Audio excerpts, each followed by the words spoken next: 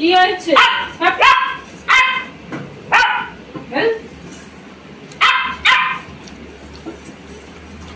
দুদিন পর আমি সত্যি আর এখানে রাখতে পারবো না রে, যা আমি দেখতে পাচ্ছি কন্ডিশন লম্বা হয়ে দাঁড়িয়ে পড়ছে পছন্দ।